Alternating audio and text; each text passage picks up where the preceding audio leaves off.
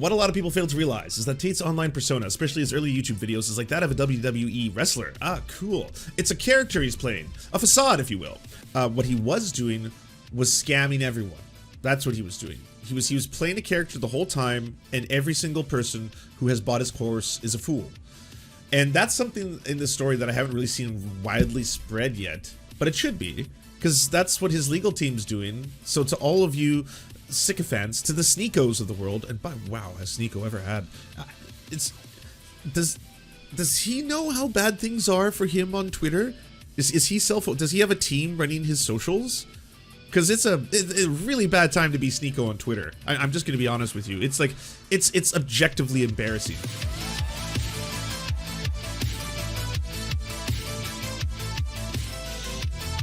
Andrew Tate built an empire on bullshit. Here's the real story. The misogynist influencer legal team claims he created a character to sell his gospel, but will separating fact from fiction finally bring him down? What a surprise. Right out of the gates, Andrew Tate. They're already doing the Alex Jones. Oh, no. He's not a massive human trafficking pedophile. No, he plays a massive human trafficking pedophile. It's a bit. Yeah. So like when he goes on a podcast and he brags about how he fucked a 16-year-old when he was a legal adult, that's him doing a character. It's part of the persona. Yeah, it's funny, right? Oh, and when he sells, courses, or it's like him or his brother, and his brother has quite a few courses on how to take away teenagers' virginity, how to take away the virginity of teenagers, and techniques that you can use to be able to take the virginity of teenagers. It's also a bit. That like they're hoping. I mean, there's no disclaimer or anything, but they're hoping people don't actually do. Well, of course. I mean, yeah, it's a show. They're putting on a show for all of us, and then selling tickets to the courses to do the things that they talk and brag about in the show, and also justify the fact that they've earned all the things that they have in their lives, like the fancy cars, the mansions, and all these beautiful women as a result of the courses that they are going to sell you, which in fact are just part of an entire persona which is made up. It's all a show, you see? Yeah, it's hardcore method. Just wait until the Andrew Tate movie comes out. It's gonna be like James Franco has been following him around for fucking like the last 10 years, and then all of a sudden he's like, oh, you thought I was doing some bad shit. I was just kind of trying to, become the top G. Seth Rogen's directing it. Oh, I shouldn't do Seth Rogen dirty like that. I'm sorry, Seth. You separated yourself, and you're still a Vancouver legend and a treasure, and you're funny. You're very funny. Andrew Tate had a plan. It was late January, and he sat in the Stark jail cell in a bland 4-story police structure in Bucharest, Romania. He'd been there since December 29th, detained on suspicion of organized crime, rape, and human trafficking. Andrew and his brother Tristan were escorted by and handcuffed by Romanian officers after a raid on their home months earlier. A few hours after Tate was arrested, there was a new tweet from his official account. The Matrix sent their agents, he wrote. Well, this whole article requires some enhancements. Hold on. The fucking Matrix. Top J. Alright. Tate has continued to send messages to more than 5 million followers the entire time he's been in custody. In a newsletter, he posted about the cockroaches, lice, and bedbugs, who are his only friends at night. He's tweeted about being subject to as much persecution as Princess Diana, about trying to fly as a means of attempting to achieve the impossible, about growing a long beard and a head full of hair in detainment. This later post was subject to mockery from Tate's detractors, who pointed out the half moon on his thin hair of scalp in recent courthouse photos. A last gasp at trying to steer the public conversation, but as the image of Tate spread over the last decade, carefully crafting and began to show cracks, his disturbing misogyny morphed into heinous criminal accusations. His own loud social media presence wasn't enough to make him a free man. So a new plan. On January 28th, he called his assistant, who patched him into a call with another associate. Tate needed supporters. Women, backing him up too. He needed girlfriends and female employees to talk about what a great guy he was, and how he and his brother, who was also being held, were innocent. The clips that 2 of the Tate employees made have views. They are good at hitting hard, he told the associate, according to the transcript, wiretap phone calls from a jail and February 21st court documents obtained by the Rolling Stone. The transcript has been translated from English to Romanian. Back into English. Okay, now it's just distracting. It's too intense for this early one. Keep going. Good job. Over and over again. Different ones. We need girls to cry, to be frustrated, angry. There was an urgency. Time was running out. You need to hurry up, Tate said on the call, according to the translation. We slow down and we end up waiting without making enough explosions so we can get the fuck away from here. Via social media, Tate has cast himself as an invincible hero who has risen from poverty to unimaginable riches. He's painted himself as Lothario, irresistible to women. Such an expert on them, in fact, that men pay to learn his methods. With his carefully crafted facade, he's risen to the top of the influencer ecosystem, with the far right embracing him as a free speech martyr and the left's condemnation of his misogynistic views giving him even more oxygen. But his arrest in December has risked lighting a match to the entire house of cards. Were the female supporters he surrounded himself wooed by the charms he'd been selling to his followers, or are the victims of the, quote, loverboy method, the term he used by prosecutors to describe how Tate and his brother allegedly lured vulnerable women to Romania? The Tates deny all criminal allegations against them, because of course they do. The more the facade is peeled back, the more distortions are revealed. From ranks to riches narrative, likely exaggerated. The claims of worldwide domination in the athletic sphere, similarly overstated. Even women on social media claiming to be friends with the Tates, begging for the brothers' freedom, are employees of the girlfriend specifically instructed to do so, according to prosecutors. The closer you get to the Tate brothers, sources tell Rolling Stone, the more it seems that misogynistic empire is based on a flimsy pyramid of half-truths and embellished claims. On January 23rd, just days before Andrew called his assistant to applaud the online testimonials of Jasmine, one of his girlfriends and employees, according to one source, as one of the alleged victims in the case, who did not respond to requests for comments, she tweeted, "I am being used by the prosecution to hold my family and friends in jail for a crime they didn't commit. Innocent people are in jail so a prosecutor can try and get a promotion. The corruption is disgusting. Wake up, people. I am not a victim. There are no victims in the Tate case." Jasmine's tweet was just one of a slew of posts coordinated from local crew supporters that have emerged on social media. And you know them all. I don't know if everyone's read. It's a soft C. Facade. I'm totally butchering this, aren't I? I wanna get the fake website first. It's pronounced fellatio. Oh, thank you. Fellatio. I won't make the mistake again. In English, designating one exterior side of a building, usually the front. How do you go about pronouncing it? This is a word from French. For reference in French, it is said as façade. C'est une façade, mon Dieu! In English, however, it is usually said as je vais pas survivre ça. C'est sur l'internet, c'est ici pour toujours. Anyways, what a facade. The bombastic, wheeling and dealing, pimp-like identity Tate has created, according to supporters, simply intended to advance his mythos. What a lot of people fail to realize is that Tate's online persona, especially his early YouTube videos, is like that of a WWE wrestler. Ah, cool. It's a character he's playing. A facade, if you will. The line Tate's lawyer is taking as well. Glandian summarizes Tate's many inflammatory and arguably self-incriminating statements over the years as a small amount of information he puts out that is exaggerated.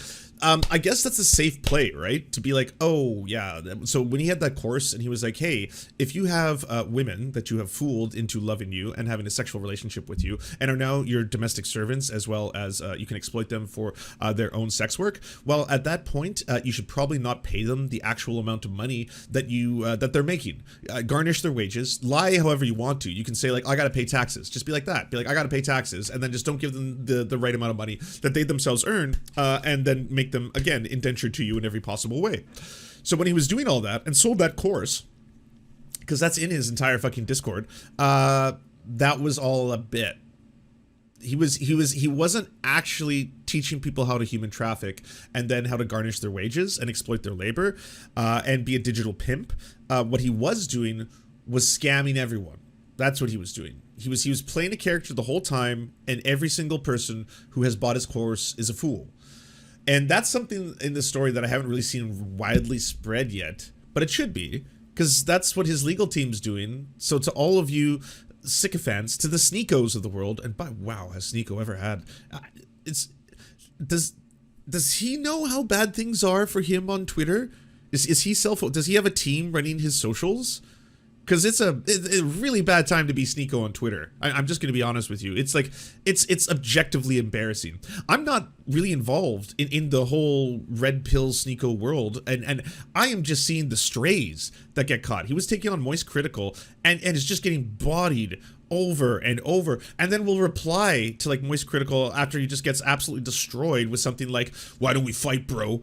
And then I looked at because Elon Musk has given us all the power to see, with the power of sight and the clairvoyance I now have, I can see the fucking population of Switzerland has seen his post, and he's getting like 400 likes. It's like 9 million views, 400 likes. Nico, you have a massive account. What is happening? Are your boys not coming to your fucking aid here? Like, ooh, oof. Don't know if I want to be on the record liking this one. This one's a little yeah, no. I don't want to be emasculated by liking this tweet. So we're just gonna let you flail in the wind here, Sneeko. Enjoy it. Like, the ratios are just otherworldly at this point. It's ungodly to the point, like, I'm wondering, does he have like artificial inflation of his like generic Twitter posts, or what's going on here? Something is disturbingly wrong. I'm just saying the math doesn't add up. Something's going on behind the scenes. And I just saw that Moist Critical video because Sneeko did this whole thing where he's like, oh, he won't fight me. I wanted to fight him, but he won't fight me. So check it out. I have guns. Look, guns are cool. Mags, right? Mags. Those are clips. Here's my gun collection. Allow me to teach you how to use guns. And it just starts working through his. I was like, what is going on right now? This is just wild. And to be honest, I'm here for all of it. I think it's wonderful and should continue, because anyone who just goes all into loving Andrew Tate, supporting Andrew Tate, standing up for Andrew Tate, or trying to emulate Andrew Tate in every single way, should wholeheartedly from the bottom of my heart, be ridiculed online. That's what should that is the proper course of action for going down the Andrew Tate pathway, pipeline, whatever you want to call it. That's the end result, and should be, and that should just be something that we do. We just collectively decide, yeah, if you're gonna stand up for this pretty creepy avowed pedophile, like there's a lot of other choices. There's how many? Close to like 4 billion men on the planet. There's close to 4 billion potential other role models than Andrew Tate, the guy who's on camera admitting to fucking teenagers, and whose brother sells courses on how to fucking take the virginity of teenagers. Gross. He's a rapist. He's on camera admitting to rape and violently raping someone, and then be like, oh, what was your fucking that bar? You was that fucking bar, was it? I love it. You're just like, fuck that motherfucker. Like, no wonder women for the longest time have been screaming about this shit, and there's just like a handful of dudes who are like, context, come on, ladies, context. He didn't say that women are responsible for rape. He said they're partially responsible for their rapes. Context, ladies, come on. No, fuck this motherfucker. Like, This should have been something that was just like, oh, this guy's a massive pedophile rapist, and that should have been the end of it. This is a potential role model for generations of men for years to come.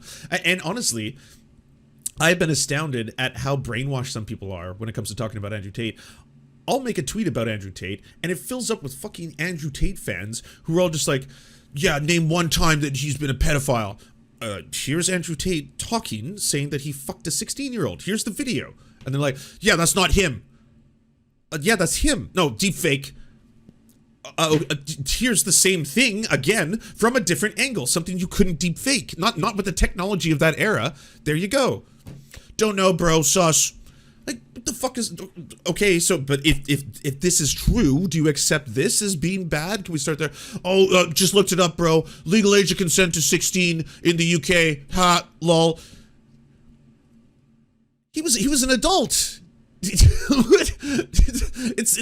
the age of consent for other 16-year-olds. Yeah, 16-year-olds can have sex legally with other 16-year-olds consensually. That is a thing that can happen. He was an adult. Also, what? Gross. What is wrong with all of you? Genuinely, I don't understand. That's why I completely stopped pushing back on Andrew Tate people and just started doing Andrew Tate threads in his own words. Let the man speak for himself. I don't need to supplement it. I don't need to add any additional material. He can, in his own words, explain himself. He's a grown-ass adult, and many of you know this at this point. The myth of Andrew Tate starts way back at the beginning. I'm not going to go through this whole article. You should read it, but I also recommend more than this, honestly, and it is a good article. I read it this morning. Is the Behind the Bastards on Andrew Tate. 3 parts.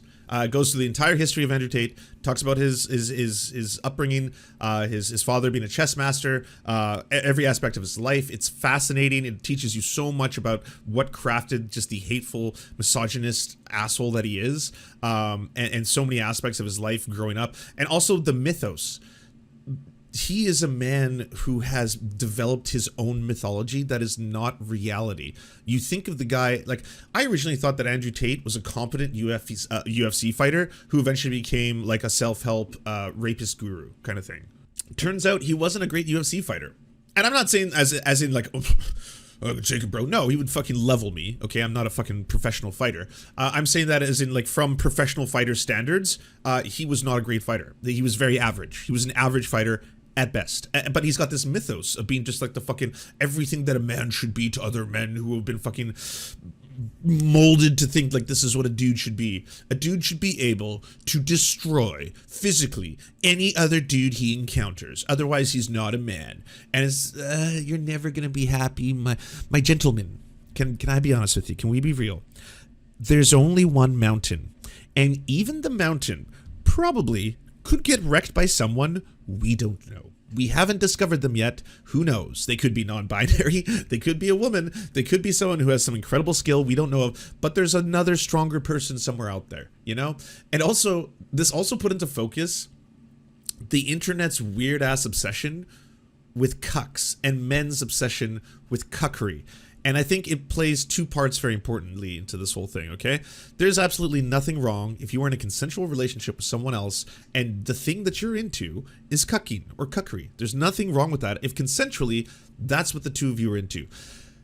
Men have this really fucked up hang-up, which I've now seen exploding on the internet, about possessing women, and it needs to fucking stop. This idea that women, girlfriends, wives, partners, whatever you want to call them, in one shape or form, are your fucking property. And the very idea, that another man hath laid with your wife, either now or at any time in the past, means that she is sinful, that she is no longer pure, that she has been soiled, sullied, if you will. She is beyond. You can never touch her. You know, she has forever been destroyed. No, that shit is medieval, gross, infantile, and sick, okay?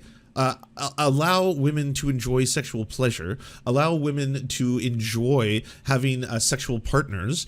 Give them safe opportunities to do so, consensually, enthusiastically, and stop with this whole, if another person has sex with your wife, that means you are fucking forever beyond the... No! The fuck is wrong with, like, the idea of having sex with only virgins? Are you all fucking, do you want to have sex with kids? What the fuck? It seems like there's this weird overlap between the parts of the internet that are so hyper-focused on, oh, you've been cocked, oh, you fucking, another man hath laid with your wife.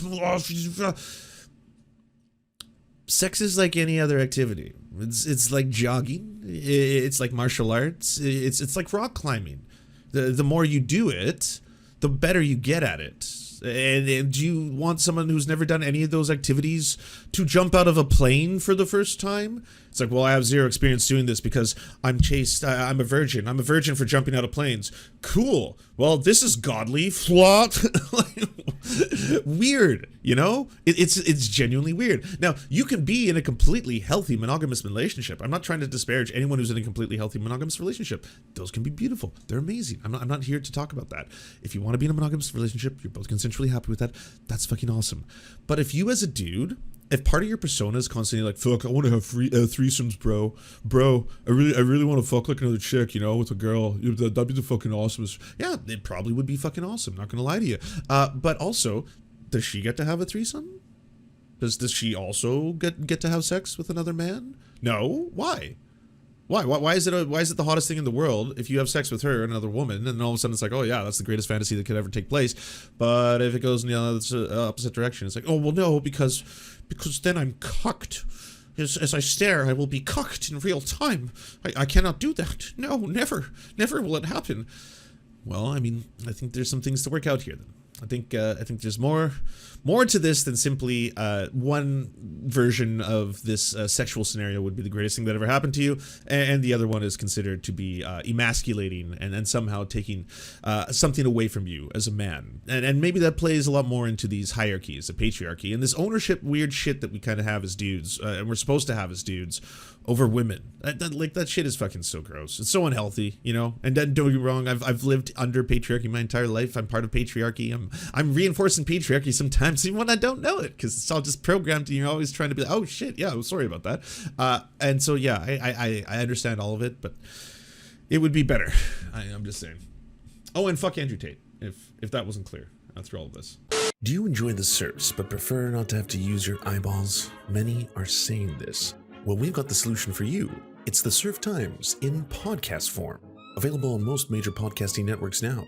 If you enjoy it, please consider leaving a good review and feedback because it really helps the show out, apparently, and it's free, just like the podcast. To our gods, Xander Corvus and Peyton L. Juste, we shall spend many a generations building mighty cathedrals in your honor. To our monarch, Tom Spiker, we are but your oafish jesters, here to offer you a laugh at any opportunity.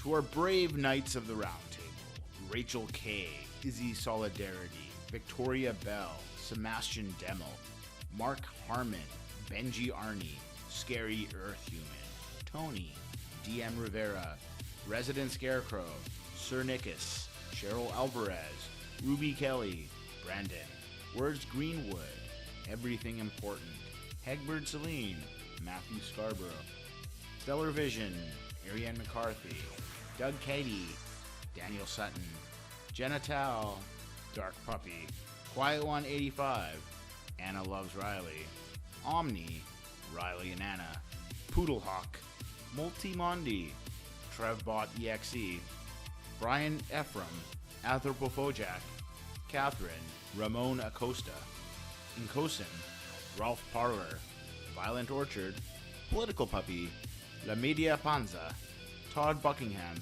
and Todd La Jeunesse. We salute our valiant heroes off to fight injustice everywhere.